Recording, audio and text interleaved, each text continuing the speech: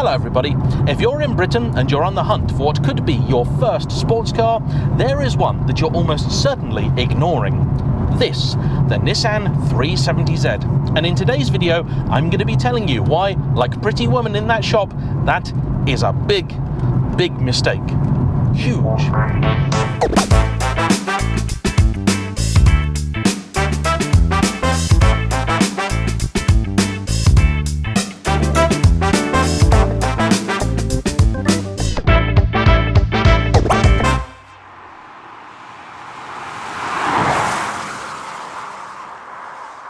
Now, before we get started, there is a question I would like to ask all of you, because it is, I think, both an important and a fairly simple one.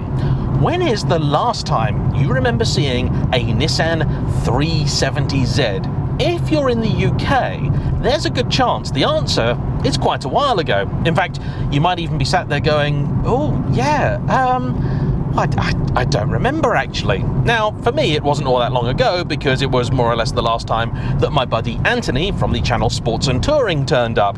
He is somewhat well known in Z circles, having had his current 370Z Nismo, previous to that a 370Z not entirely unlike this one, and before that a 350Z, this car's predecessor. That is a vehicle with which you may be a little more familiar, but I wager anybody not considering one of these is certainly not going to be considering one of those. In the United States, these are a far more common and popular car. Even today, if I head somewhere like LA, I more or less guarantee on the first day I'm going to see one. Often with the bumper removed, a ludicrously loud exhaust fitted, and probably some slightly suspect tyres. Alright then, so what is the kind of person that I'm talking about that should be buying one of these cars and yet isn't? Well, it's the sort of buyer that has rather specific needs. This is the sort of person that wants to buy themselves a proper sports car, by which I don't mean the likes of a BMW M3 or an Audi RS4. Yes, they're cars, yes, they're sporty, but sports cars, they are not. They are sports coupes, saloons, or estates. This is for the sort of person that wants themselves either a proper two-seater or maybe, if they're considering a 911, a 2+2. These all, for your reference, are strict two-seaters, but with actually a not too badly sized boot. And for my viewers across the pond, it's sort of roughly Corvette-shaped, though with some annoying intrusions because of the suspension mounting points. Oh, 3-point turn hill start torture test. Gearbox, nice, easy. Visibility is actually not that bad. Turning circles, really good. Reverse, easy to engage. Reverse camera. Everything's nice and light. Yeah, hill hold assist. Clutch, nice and friendly. Yep. Pretty good. Visibility over there is bad, partly because of where the passenger seat is, but otherwise, car does good. And this is also a car that would appeal to the sort of person that wants their sports car to have a nice, big, meaty engine.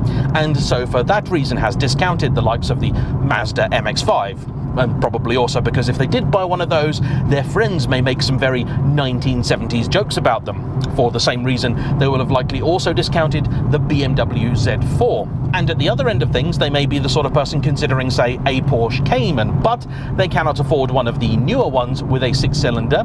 They don't want one with a 4-cylinder, and by the time you get back to the 987 generation, which you could pick up for £10,000 to £20,000 with a 6-pot in, that is the era of car that does have some rather big and potentially very, very expensive issues. So you've already ruled those out too.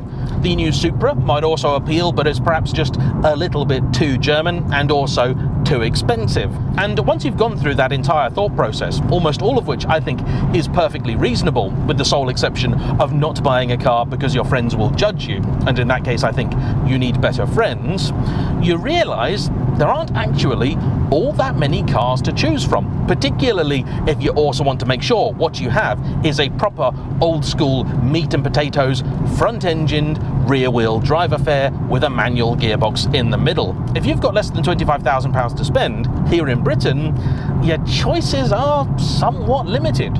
Over in the USA, things are a little bit better, but not by much, once you discount things like the Dodges of the world, the Chevrolets and all that are, by and large, also not sports cars. The Corvette, I think, really would be, for my money, the best choice. And you could get one of those here for that kind of money, but then it'll be wrong-hand drive. In the United States and a few other key markets, they got the 400Z, which is actually quite a different thing. and I don't actually know of any that are over here yet, but I'm fairly certain at least somebody must have already done it. And if you have, and you'd like to see that car on the channel, please do get in touch, because I'd love to see what exactly it is that we're all missing out on.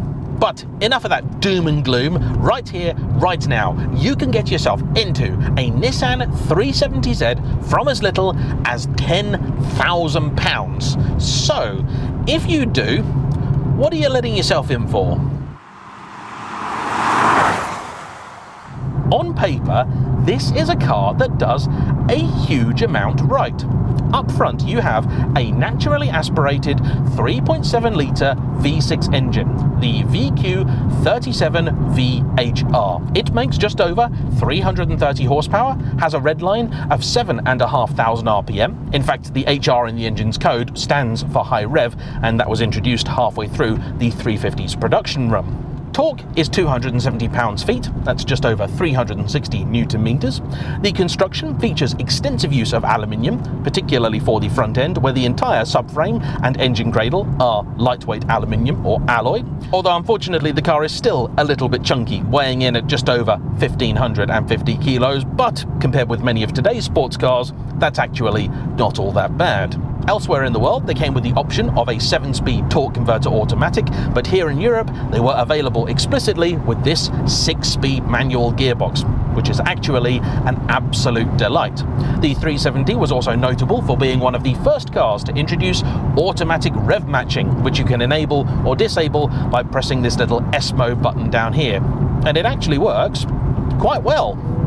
Not that you can really hear it doing it there, because this car, believe it or not, is actually entirely standard. When's the last time you saw a standard Nissan Z? Now that is a very, very rare thing.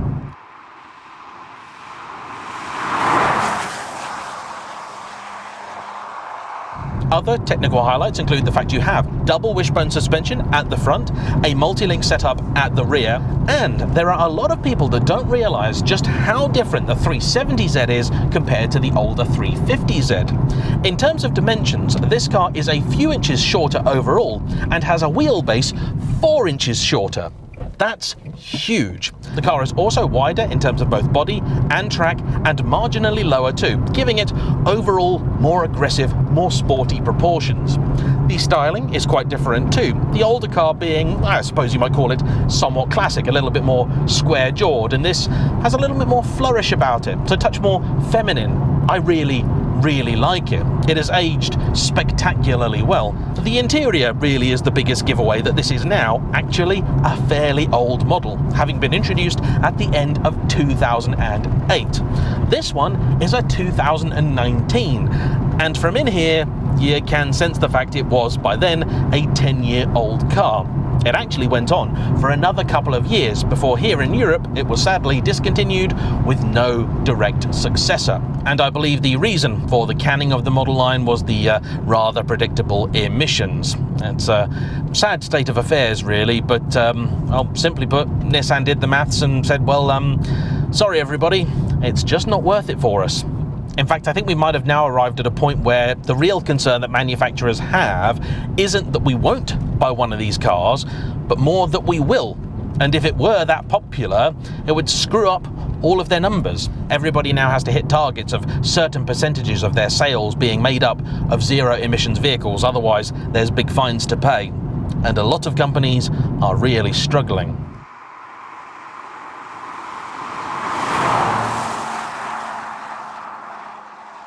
Now, one potential and rather unfortunate downside of cars like this, ones with lots of power, big engines, rear-wheel drive, and that don't cost all that much, is they can attract sometimes less than desirable owners who do slightly iffy things with them.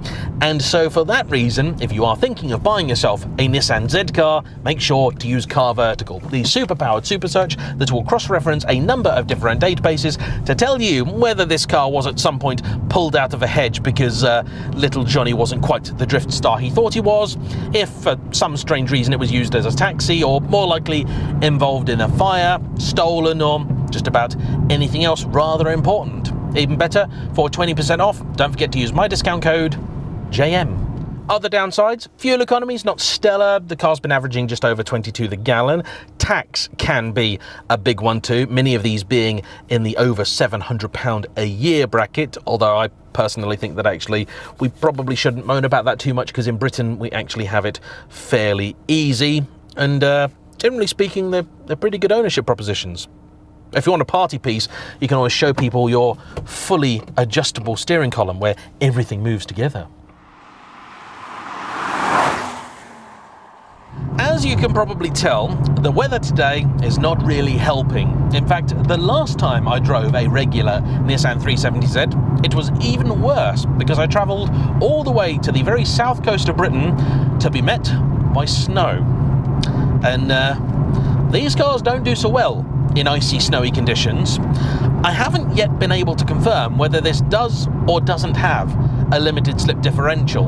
I believe that it does, although the factory one is not so great, and the factory traction control is really not so great.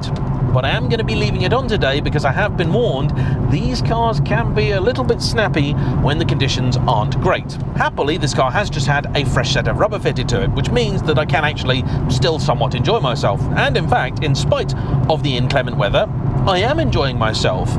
You sit yourself down into this thing, and these irregular seats are not quite as cosseting and as wonderful as those in the Nismo, which are Recaro's Sportsters, but you know what? They still do an okay job. You very quickly begin to forget about the sort of cheapy, weird materials in here, and instead begin to admire the shape of that beautiful bonnet that you can actually see quite a bit of. There's also a fair bit of road noise in here, but that also soon begins to blend into the background as you start enjoying all of the many fine things the car has to offer, including surprisingly good steering feel. It's a little lighter than I might like, but it's also got a lot more feel than you would expect. I'd go so far as to say this is really very good steering. And actually, this shouldn't really be a surprise to me, because the last time I drove Anthony's Nismo, I thought exactly the same thing. This, of course, is somewhat different in a great many ways, and if you want to know what the differences are between a regular and Nismo variant of these, well, I'm going to direct you to the Sports and Touring channel, because if you want to know anything about 370s, he's the man to ask.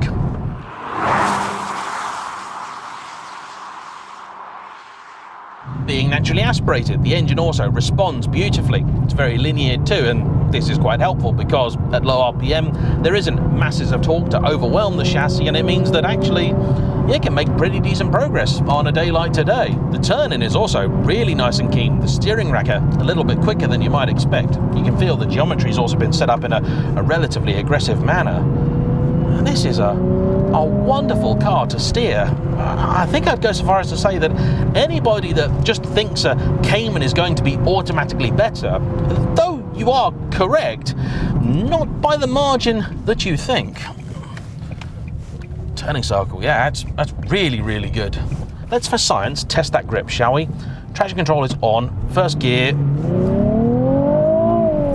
Actually, it's pretty good, you know. Once you begin to get on it, you do actually get a bit of noise in the cabin, but with this standard exhaust on from outside, you don't really get much at all. It does sound a little bit like some of that noise at the top end might be a touch artificial or piped in, but I'm not sure about that. In any case, the engine's wonderful. If I were to criticize it for anything, it's the fact that it doesn't have that much zing about it. It's very competent, but also very linear. Still, pulls nicely though. That gearbox is an absolute joy, although I will admit that trying to heel and toe myself is not the easiest thing. I've got my driving shoes on today, my Onitsuka Tigers, and yeah, I'm struggling. So I'm actually going to let the car do it itself. It does a good job, why not? I should point out that about 2 hours ago, I was driving a Ferrari 488 Pista. So getting out of that into this is rather unfair for the little Nissan. It's a rather high watermark, that car, and yet still, the Nissan is giving a darn good showing. The brakes, beautiful, plenty of stopping power. They're Nissan branded, but I believe behind the Nissan branding, it's an Akebono caliper. The suspension, likewise, it's got an element of firmness about it, but it does also have some travel in it. It is working to try and soak up the lumps and bumps in the road. going to take it down a more demanding section in a moment though, and really put it to the test, see what happens. I would like to push a little bit harder with it, but the conditions today, yeah, they're just not on side really.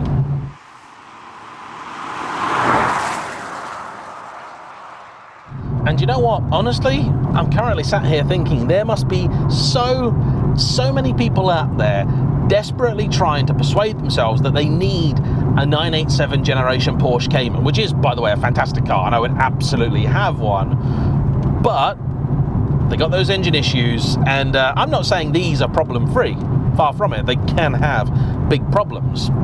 See also some of Anthony's more recent videos, but it's fundamentally a pretty decent car, and if something does go wrong, there's plenty of support out there for them, because they're also relatively commonplace. They were made over a very long period, just over 12 years or thereabouts. They're a Nissan too, which of course means that parts prices are relatively minimal, though you will struggle to find too many Nissan badges on it. And I have to say, every time I drive one of these, I tend to come out going, you know what, that was so much better than I thought it was going to be. And I go, why? Why don't people buy these? And that's why, isn't it? It's the badge. We're idiots. We're idiots and we're snobs. British people, they've got this thing. They would rather have a bog standard, boring Audi than a really nice, cool, sexy Nissan. Because one's an Audi and one's a Nissan. Me, I'd rather have the better car. And I'm not saying that this is better than a Porsche, because it isn't, but it may be nearly as good to drive. We'll find out in a minute, and I'll render some sort of verdict on the suspension. But it is going to be a vastly easier proposition to live with. It doesn't come with the negative side of owning a Porsche, and there are plenty of those. And here it's a little bit different. It's a little bit interesting.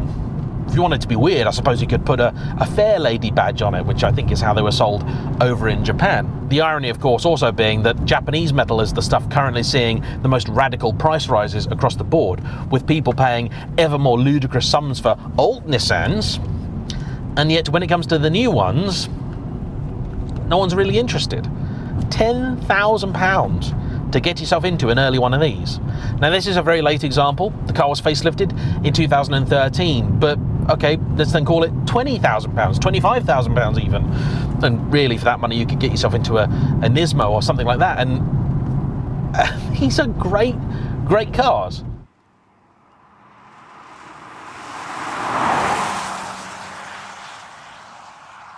Right, suspension test.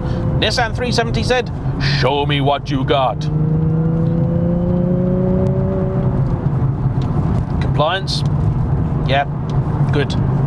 Very good. Turning, keen, yeah. Polar moment of inertia, very good. Through this bit, didn't bottom out, that's good. Was carrying, yeah, good speed through there. Gearbox, nice.